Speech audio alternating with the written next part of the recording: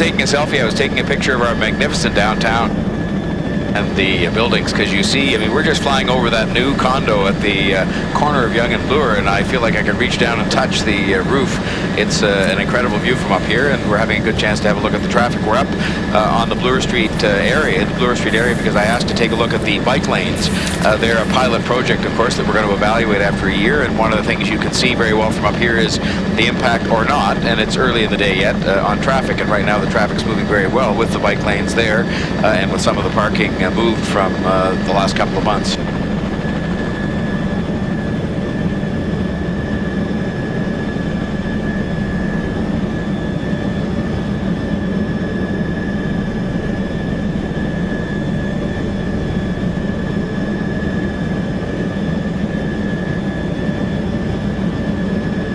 Well, I'm disappointed in them, frankly. Disappointed not in the sense that our police didn't do a great job. They did.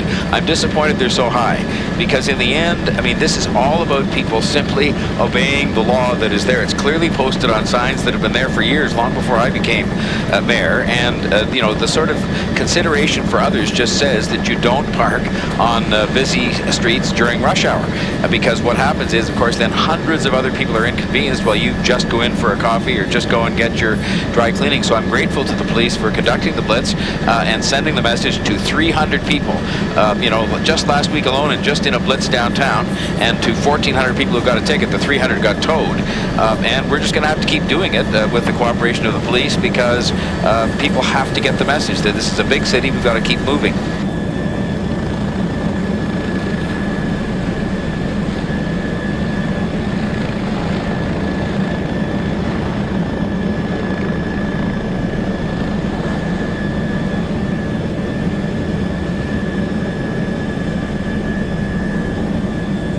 The real message here is we're going to keep doing this blitz. The police are going to keep enforcing the law as best they can.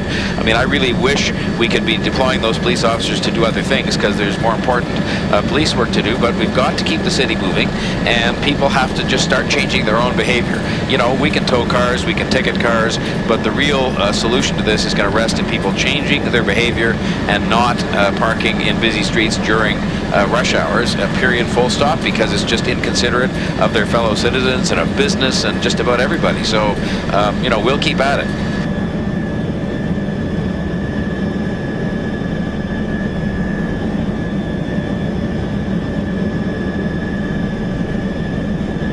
Well, yes, we have to stay on this, which is law enforcement. We also have a lot of other things going on. For example, we have changed the timing of hundreds of signals, and they're done one at a time, believe it or not, and there are thousands, and it actually costs money and takes some time to do it. We are changing some of the busiest intersections. I hope to go and see Yonge and Shepherd, for example, which is one that is just a chronic problem, and there are things you can do to reconfigure the intersections, change the signals, and so on.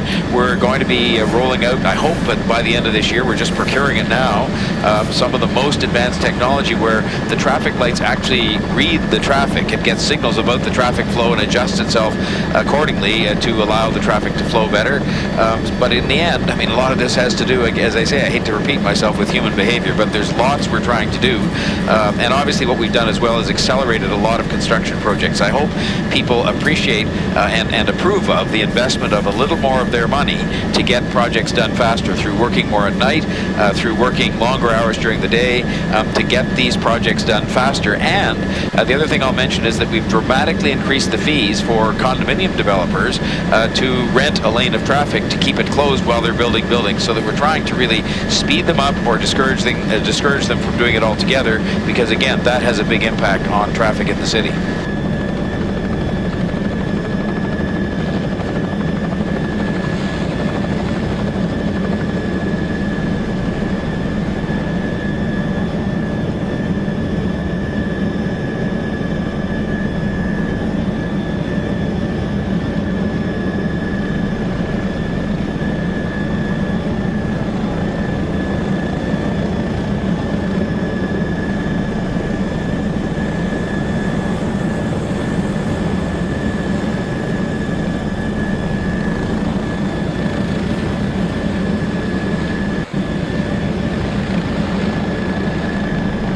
we can't afford to tolerate people who are just being inconsiderate in their behavior. So these are the kinds of numbers you want to go down. I mean, we want to go from 300 tows last week in a one-week blitz down to a handful, because if people were obeying the law, that's all it would take. And the same with the tickets. People were lucky they didn't get towed. If we had more tow trucks, we'd tow more of those people who are parking on busy streets during rush hour.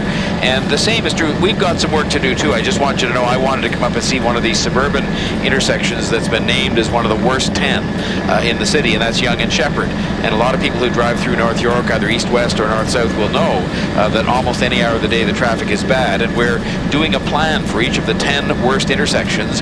In this case, it's interesting for me to see the traffic coming south, as you'd expect in the morning, is heavy, but the real jam-up is what you're seeing right now, which is westbound on Shepherd to Yonge Street, because people want to turn left to go south onto Yonge Street. So it just gives me a bit of evidence to the aggravation of our officials to come back and say, what can we do with technology? What can we do with lanes to make sure that traffic moves better? Because it's a huge bunch-up point that I can see in a way that I couldn't see if I wasn't up in Chopper 24. So it's very helpful for me to see just one of those 10 intersections. I wish we had all morning and I could look at all 10 of them, because you get a vantage point that's very unique. But obeying the law and us making the changes to signals and to street configuration to help traffic move better in pinch points like we've just seen at Yonge and Shepherd here. You know, there's always the guy that'll be impatient because he's late, and he'll pull around the traffic all of a sudden, and there's a young pedestrian coming out into the street or some such thing. It's bad for business to have the traffic backed up. It's bad for families because people are, you know, late to come home and spending less time with their families. So, I mean, this is an economic issue, it's an environmental issue, it's a family issue, and I just wish people, if they just changed their own behavior, it would help. We've got some things to do as well with some of the, you know, things we're doing to speed up construction and things like that, reconfigure some of the roads, bring in the latest technology. We're still a long way behind on technology, and I'm trying to help fix that with the help of our officials and get some of the new technology in. But it's a very important issue in keeping Toronto livable.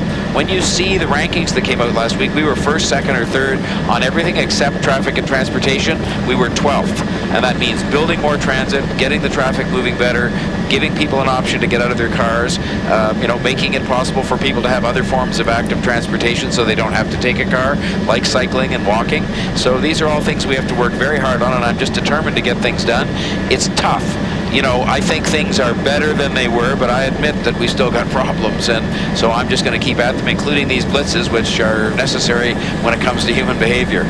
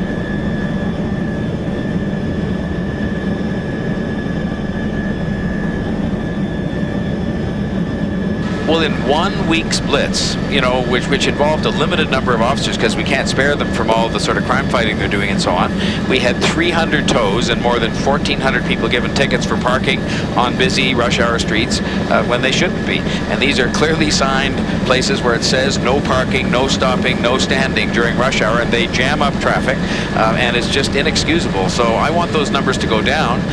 They're higher than they should be. They're higher than we've often seen in the past, and that just means people aren't getting the message, and so it means we're going to have more blitzes, which we will, but I just hope people can change their own behavior. And I've had a chance this morning, it's a very good learning experience for me to be reminded, for example, of the fact that we just came down the Parkway and there's more traffic going north towards Eglinton than there is coming south, and so we've got to sort of continue to work on making sure those kinds of traffic flows. And now we're going along Richmond Street, and I'm talking to you so I can't look down, but you can see that Richmond Street is one of those streets that people use to get into the city, and it's where one car going into Tim Hortons, one car parking for just a minute can cause chaos in the morning or in the afternoon on Adelaide going back out. And so we're going to be looking at that. It's helpful for me to have a chance to see it so that I can see what we could possibly do with our staff, with technology, with street alterations to make the traffic move better, because that's the objective here.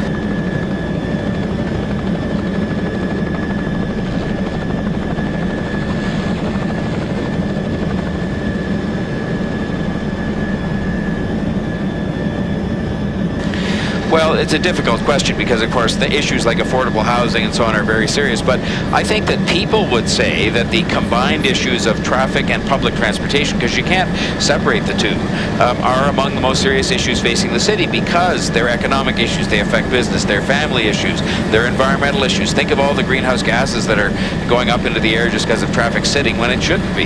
And so I think I get the message when other people look at our city and they rank us right in the top of the world in livability, like literally first, second, or third, and then when it comes to public transportation and traffic, we're 12th.